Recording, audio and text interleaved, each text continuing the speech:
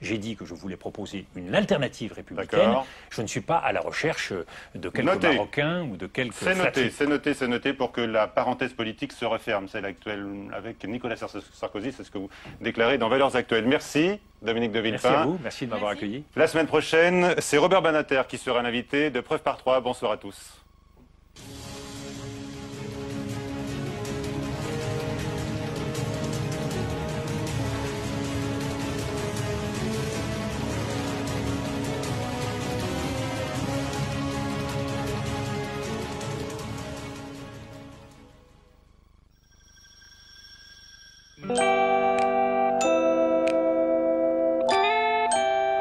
Depuis 120 ans, l'Institut Pasteur lutte contre les maladies. Les cancers.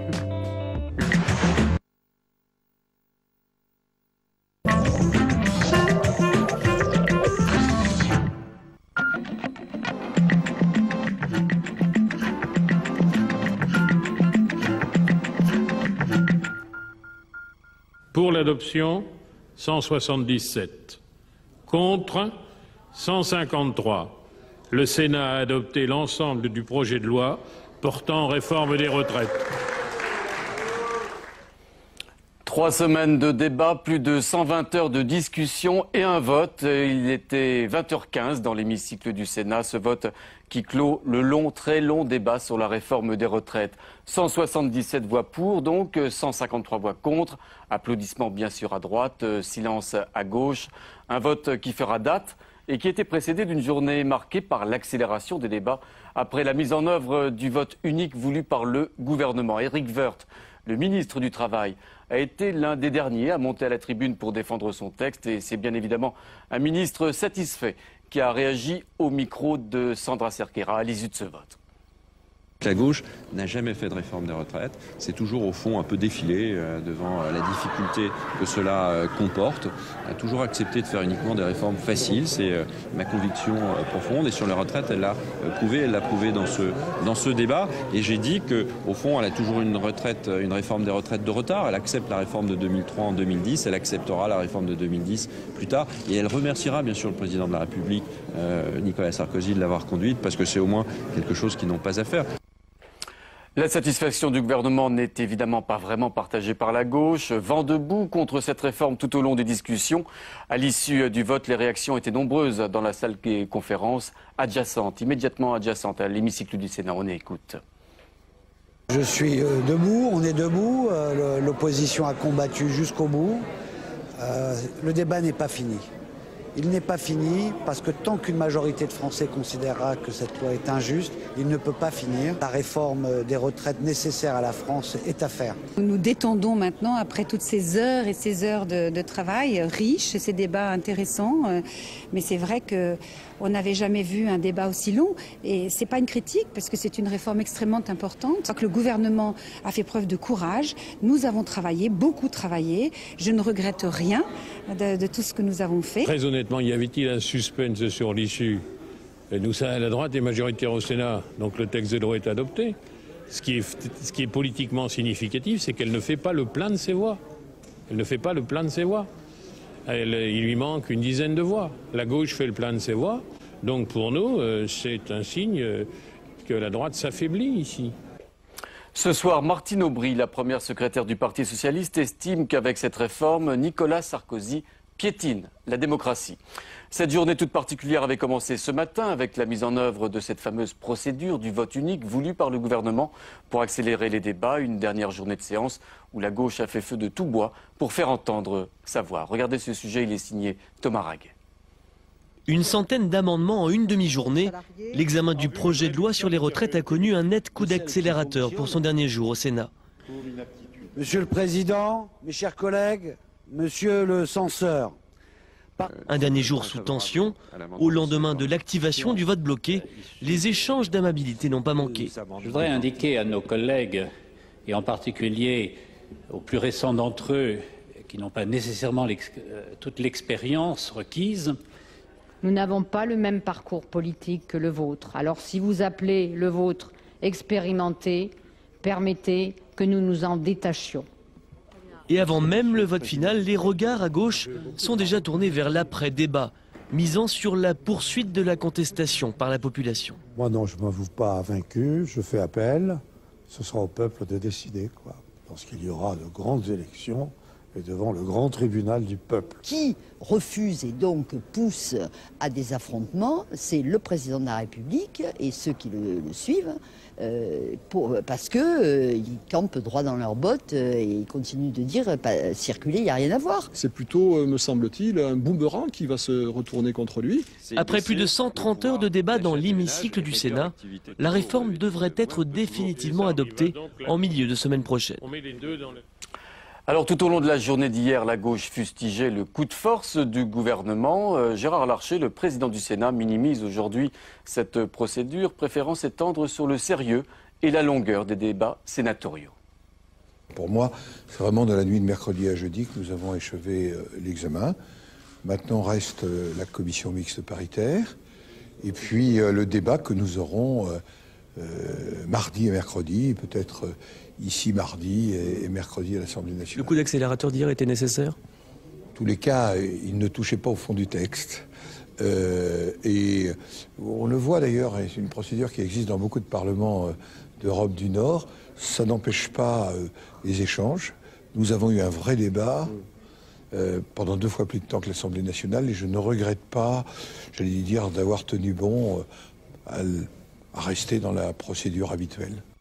Gérard Larcher au micro de Thomas Raguet. Alors, l'âge légal de départ à la retraite porté à 62 ans, une retraite à taux plein sans décote à 67 ans, c'est les 2 piliers de cette réforme où le Sénat a fait entendre sa propre musique. Des avancées sur plusieurs points que nous détaille Pierre Bonde-Joseph. Si vous voulez bien retirer la banderole, maintenant, s'il vous plaît. Gérard Larcher avait promis d'aller jusqu'au bout. Nombre de dispositions ont été modifiées par les sénateurs. La plus emblématique est celle prise en faveur des mères de 3 enfants et plus. Elles pourront continuer de partir sans décote à la retraite à 65 ans. 130 000 personnes seraient concernées. C'est aussi le geste le plus coûteux, 3,4 milliards d'euros sur 7 ans. Les parents d'enfants handicapés sont eux aussi concernés par cette mesure. Autre disposition, la pénibilité sera mieux prise en compte. Les salariés dont le taux d'incapacité est compris entre 10 et 20% pourront toujours partir à 60 ans, à condition de prouver le lien avec leur activité. Le gouvernement a aussi pris rendez-vous pour 2013 pour parler de la mise en place d'un système de retraite par points, cher aux centristes, mais pas sûr que les Français qui défilent aient été convaincus par des adaptations annoncées pour la plupart par voie de presse ou directement inspirées par l'Élysée, qui n'ont pour la plupart modifié qu'à la marge cette réforme adoptée en 10 petits mois. Tout de suite, retour sur ce vote sénatorial avec nos 2 invités. Philippe Dallier, sénateur apparenté UMP de Seine-Saint-Denis. Face à lui, Nicole Bricq, sénatrice socialiste de Seine-et-Marne.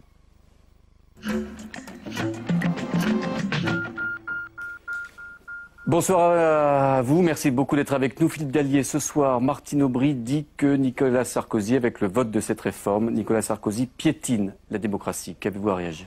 Oh, écoutez, franchement, je crois que c'est un propos très excessif. Je ne sais pas en quoi ça piétine la démocratie. Le Parlement vient de faire son travail. L'Assemblée nationale avant nous, le Sénat maintenant.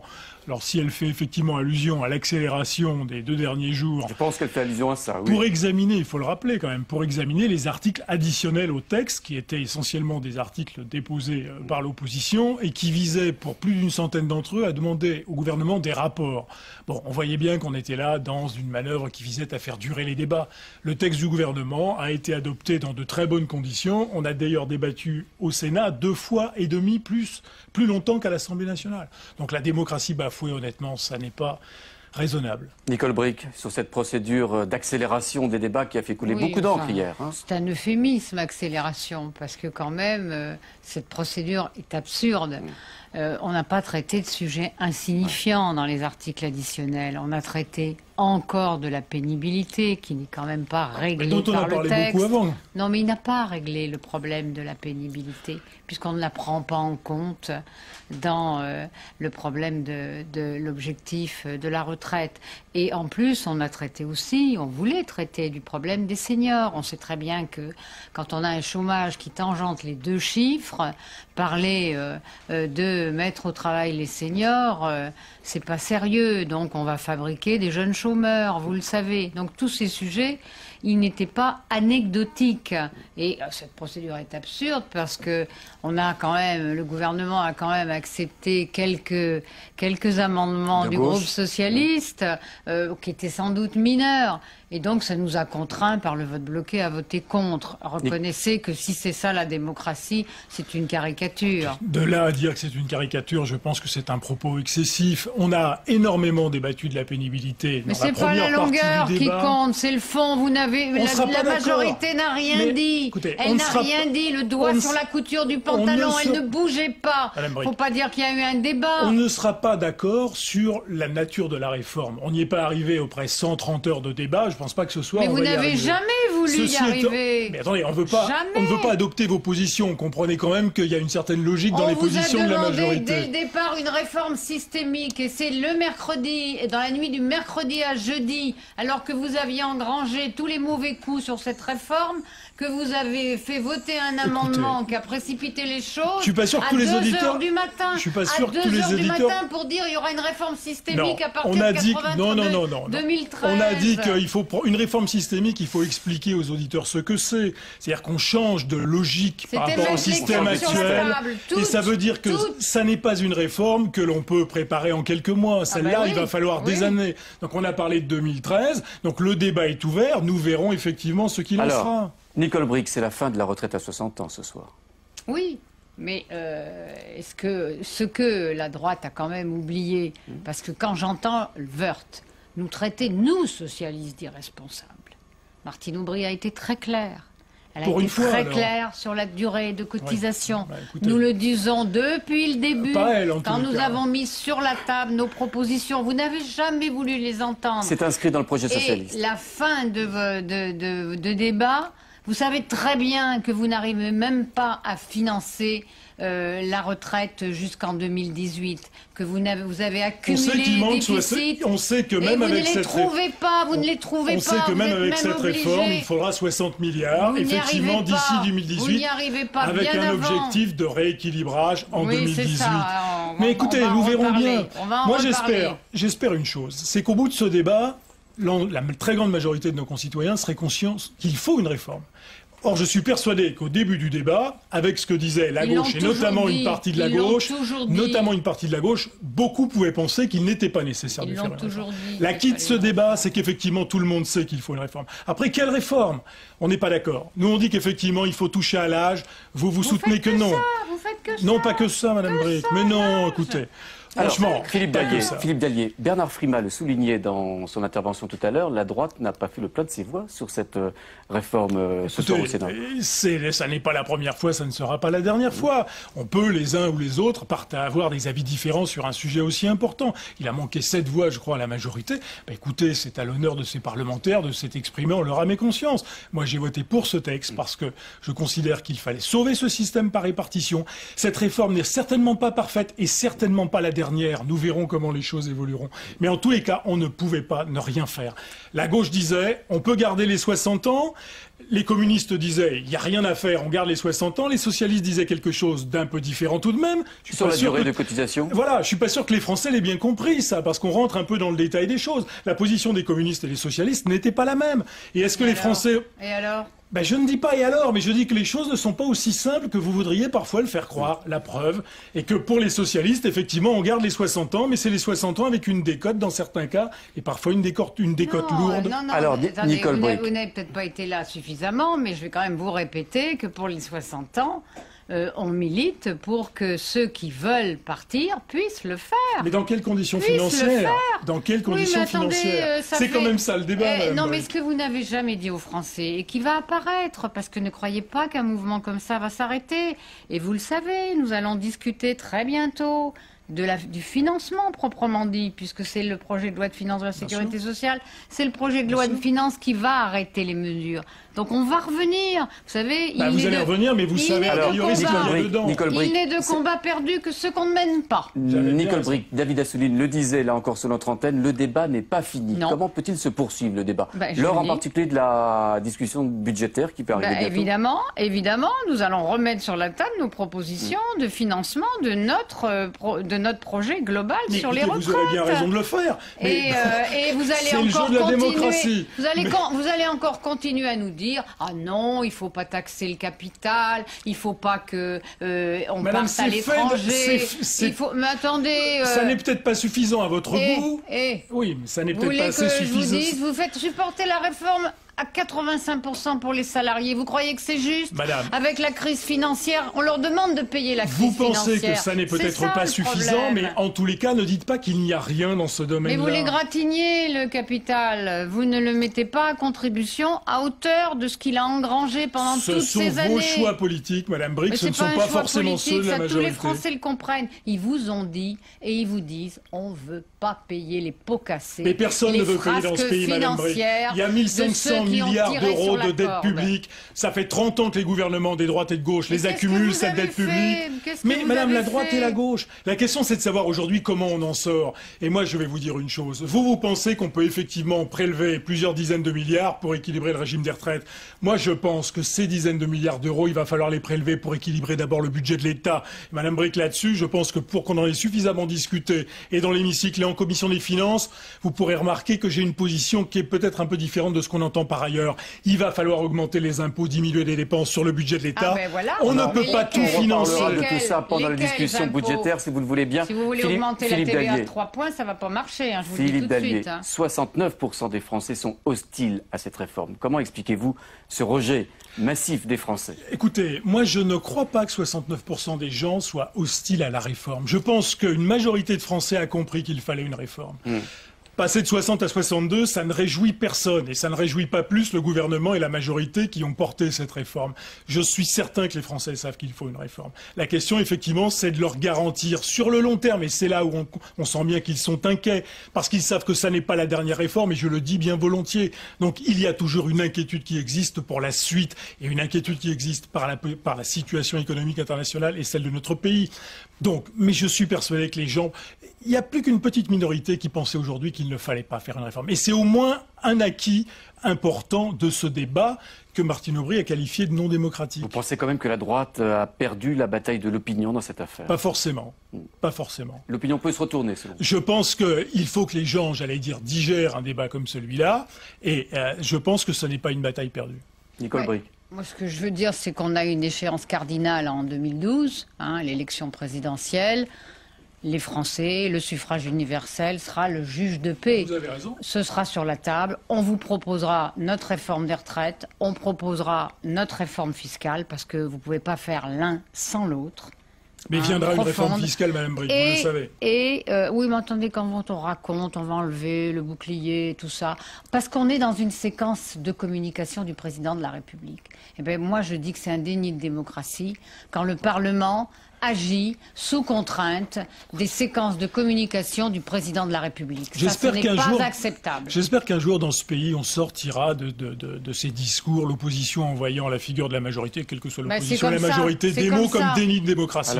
Nous sommes dans une démocratie parlementaire et le Parlement vient de se prononcer. Vous savez que c'est M. Vous n'êtes pas d'accord avec la réforme, très bien, ministre. Mais nous ne sommes pas passés dans une dictature avec la clôture de ce débat. Vous voyez sur ces images derrière vous les manifestations. Il y en a encore 2 prévues prochainement à l'appel des syndicats. Demain, le Figaro sort une étude d'opinion qui dit que 56%, donc une majorité de Français, souhaitent l'arrêt des manifestations. Qu'est-ce que vous pensez de ce chiffre qui contredit un petit peu l'autre chiffre du rejet des Français sur l'ensemble de la réforme, Nicole Bricq?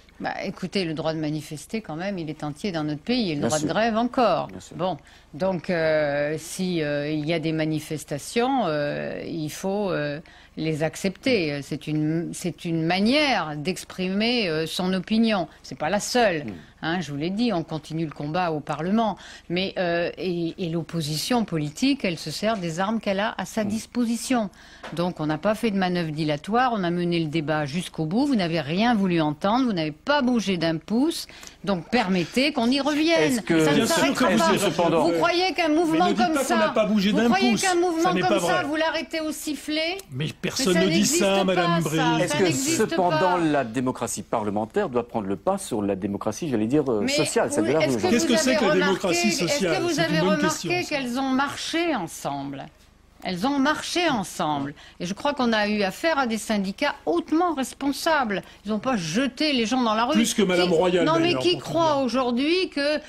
on dit qu'il faut que les lycéens soient dans les rues, il faut que les étudiants soient dans la rue. Il y a une concordance des temps assez étonnante entre les déclarations de certains et le résultat dans la rue. Mais ça ne marche pas. Ou alors, on voit bien en dépit de ce vote acquis ce soir au Sénat, le débat entre la gauche, entre la droite reste passionné. Nous y reviendrons bien sûr sur ce dossier des retraites qui, c'est vrai, n'est pas fini.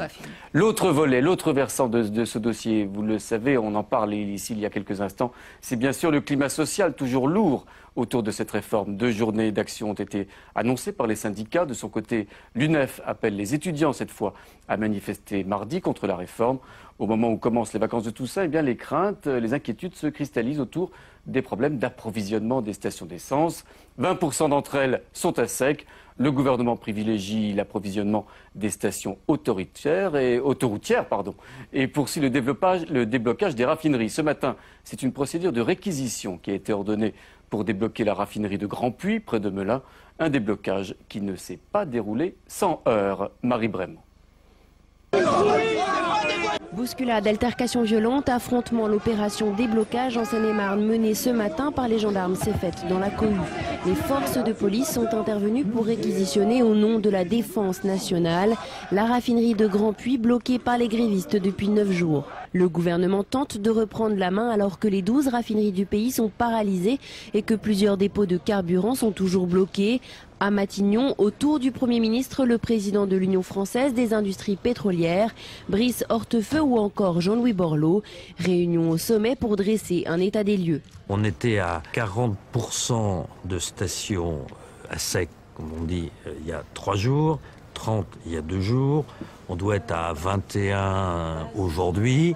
Voilà, je constate l'amélioration progressive. Notre métier, c'est d'approvisionner le territoire. Les propos se veulent rassurants, mais à la veille des vacances de la Toussaint, les préfectures de l'Eure et de la Seine-Maritime ont imposé des restrictions à la consommation de carburant pour les particuliers. Une première depuis le début de la grève. Une grève et des blocages, conséquences désastreuses pour le BTP. De nombreux chantiers sont au point mort. Le bitume est produit aujourd'hui dans les raffineries de pétrole, il n'y a pas du tout de stock et donc les chantiers aujourd'hui s'arrêtent les uns après les autres et on a un risque de chômage technique très fort pour déjà 15 000 salariés. Le retour à la normale n'est pas attendu avant quelques jours selon le gouvernement. Alors on le disait, les Français dans leur grande majorité désapprouvent la réforme votée ce soir au Sénat. Les syndicats de leur côté ne baissent pas les bras. Décodage tout de suite avec nos invités.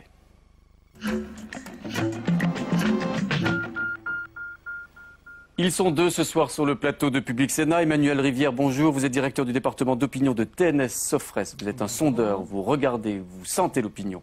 En face de vous, avec nous, Jean-François Amadieu, sociologue, spécialiste entre autres des syndicats, du syndicalisme français. On va en parler dans quelques instants.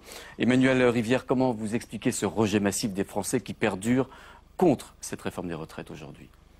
Ce rejet s'explique parce que les Français savent que le système des retraites est menacé et qu'il est nécessaire de le réformer. Voilà, en fait, ils ont abordé de manière majoritaire aussi, oui. En étant relativement ouverts à l'idée que même probablement la nécessité viendrait de travailler plus longtemps. Donc simplement, peu à peu, ils se sont laissés convaincre ou ils ont eu le sentiment que les modalités qui leur étaient proposées dans cette réforme n'étaient pas les bonnes, qu'elles n'étaient pas justes, qu'elles ne répartissaient pas équitablement les efforts ou ne prenaient pas en compte certaines situations. Et puis, cette réforme, elle a aussi été proposée par un gouvernement qui n'arrivait pas vierge de tout soupçon et de tout mécontentement. Voilà, au niveau... Il y avait un terreau. Il y a un terreau, il y a en fait une impopularité qui a été créée par un certain nombre d'événements sur lesquels on ne va pas revenir ici, mais qui a permis à ceux qui s'opposaient à la réforme, qui mettaient en avant peut-être d'autres options, mais sans que celle-ci ait forcément été tellement identifiée, de se dire que non, cette réforme-là, proposée par ce gouvernement-là, n'était pas la bonne. Et ensuite, il y a eu le sentiment que la méthode paraissait brutale, ne laissait pas assez de part à la concertation, et finalement, ça donne un tout qui va aussi trouver un renforcement parce qu'il y a peut-être aussi besoin d'un exutoire par rapport à un certain nombre d'inquiétudes. On parlait de concertation, vous évoquiez évidemment la concertation avec les syndicats. Elle était mal menée, cette concertation avec les syndicats, et pourtant on a vu les appels du pied souvent nombreux du gouvernement et de Nicolas Sarkozy en particulier, voire personnellement avec les grands leaders syndicaux pour essayer de les accrocher au wagon de la réforme. C'est un point de faiblesse très important pour le gouvernement et la présidence parce que la négociation est devenue très légitime aux yeux de l'opinion. On a vu le dernier sondage où 79% des Français souhaitaient qu'il y ait des négociations. Donc c'est vraiment important. C'est aussi important pour les organisations syndicales réformistes qui y tiennent beaucoup, et la CFDT ou l'UNSA le disent souvent. Et on voit que d'autres processus ont été menés de manière négociée, et ça a plutôt bien marché. C'est quand même la réforme Raffarin-Fillon sur les retraites en 2003, où malgré tout il y avait une négociation. Et lorsque ça n'est pas le cas, qu'il n'y a pas de négociation, l'issue est connue d'avance. Enfin, je vais le dire un peu brutalement, c'est 1995, c'est 2006 avec le CPE. Et là, c'est vrai qu'en général, si les mouvements sont très durs, ça se termine par, je dirais, une capitulation en rase campagne. Il y a une vraie défiance aujourd'hui des Français dans leur majorité vis-à-vis de la politique de Nicolas Sarkozy ? De toute façon, il y a déjà une véritable inquiétude des Français quant au destin de ce pays, eu égard à sa situation économique, à la dette, au chômage, etc. Et c'est vrai que le courant ne passe plus comme il était passé entre Nicolas Sarkozy et les Français, ce qui rend beaucoup plus difficile la tâche d'un gouvernement, parce qu'en ce moment, il faudrait faire, pour convaincre sur ces réformes, beaucoup de pédagogie. Et voilà, la parole présidentielle, la parole gouvernementale n'a plus la même valeur. Elle s'est dévaluée au cours du temps. Et d'autres paroles se sont substituées, et finalement il y a aussi une envie d'en découdre, sans doute, qui mobilise d'ailleurs aussi les lycéens aujourd'hui. Certains évoquent une éventuelle intervention du président de la République dans le courant de la semaine, après que le vote soit définitivement acté par les deux assemblées, Sénat et Assemblée nationale. Est-ce qu'une intervention de ce type, présidentielle, certainement solennelle, pourrait inverser la tendance de l'opinion ? Inverser la tendance, peut-être pas, mais elle est sans doute nécessaire. D'abord parce qu'il y a aussi ces Français qui soutiennent la réforme et qui ont envie d'entendre cette parole présidentielle, celui dans lequel ils se reconnaissent et qui lui seront gré probablement de rester ferme jusqu'au bout. Ensuite, voilà, il y a une solennité. Cette réforme, si Nicolas Sarkozy veut en faire un marqueur de son quinquennat, il doit lui donner l'importance, et cette importance, elle sera marquée par un discours de clôture. Monsieur Amadio, les syndicats, les grands leaders syndicaux, ils jouent gros dans cette affaire. Oui, c'est assez compliqué parce que, vous savez, quand un mouvement est populaire, surtout quand il est suivi, quand certaines catégories ont fait des grèves longues et perdu des journées de salaire, la reprise du travail est toujours difficile et la sortie est compliquée. Et la règle, lorsqu'un conflit dure et qu'il a coûté cher pour les grévistes et qu'il est populaire, c'est qu'il faut sortir avec quelque chose. Alors ce quelque chose, il faut le dire, est soit obtenu localement sans qu'on le dise. Dans ce cas, ça permet à la partie gouvernementale d'afficher la fermeté et de lâcher localement. On l'a fait pour les régimes spéciaux, on sait faire, donc on lâche là où il faut, mais on affiche le principe, je dirais, de rigueur, de non-concession, ou alors il faut céder le principe de la négociation, et dans ce cas, c'est la main tendue, je dirais, qui a déjà été tendue par Chirac, par exemple. Il y a deux stratégies de sortie, mais syndicalement, c'est très difficile dans ce contexte-là de ne pas suivre. Les syndicats n'appuient pas sur le bouton simplement. Vous avez l'impression que la mobilisation va durer dans le temps. On sent bien que François Chirac, par exemple, n'a pas envie de continuer. Bernard Thibault, pas vraiment non plus. Oui, la tendance depuis 24 heures, et en particulier aujourd'hui, est quand même à une certaine décrue dans les taux de participation. Les gens de la SNCF s'épuisent. Il est certain que du côté des lycéens, je ne pense pas qu'on pouvait y croire vraiment, mais en effet, les choses se détendent. Donc de ce point de vue, on n'est pas sur une tendance à la crispation, à l'aggravation, au moins dans le week-end. Alors par contre, ce qu'on peut toujours redouter quand même, c'est les formes d'action dure. Oui. Ça c'est vrai. Oui, parce que c'est la toile de fond depuis 15 ans. Et concrètement, avec une accélération, et effectivement, le risque est toujours aujourd'hui dans les conflits du travail, ce qui n'existait pas il y a encore une dizaine d'années en tous les cas, vraiment de formes d'action brutales, dont les conséquences sont mal mesurées. Et là, même en termes d'opinion, on ne sait pas ce que ça peut donner. Une toute dernière question, Monsieur Rivière. Le début des vacances de Toussaint, on l'a vu, les grèves dans les stations de service, un week-end là encore crucial dans cette crise sociale aujourd'hui. Oui, parce que ça va être décisif. C'est-à-dire que jusqu'à présent, l'opinion soutenait les grévistes. Quand même, ils pensaient que ça ne ferait pas infléchir le gouvernement. Ça peut n'avoir qu'un temps. Effectivement, la gêne peut, à un moment, atteindre un niveau tel que cette solidarité cesserait. Mais si ça n'est pas le cas, et si notamment le mouvement lycéen débouche sur d'autres choses, une éducation beaucoup plus proche de la vie étudiante, et alors le gouvernement, la semaine prochaine, avec l'appel à la grève de l'UNEF. Le gouvernement peut se retrouver avec un autre sujet sur les bras, beaucoup plus brutalement que ce qu'il avait attendu. Merci beaucoup, messieurs, de nous avoir rejoints sur notre plateau ce soir. Alors, toujours dans l'hémicycle du Sénat. Et oui, il est libre demain pour la remise des prix aux lauréats de talent des cités. C'est demain donc la 9e édition de cette manifestation qui, vous le savez, récompense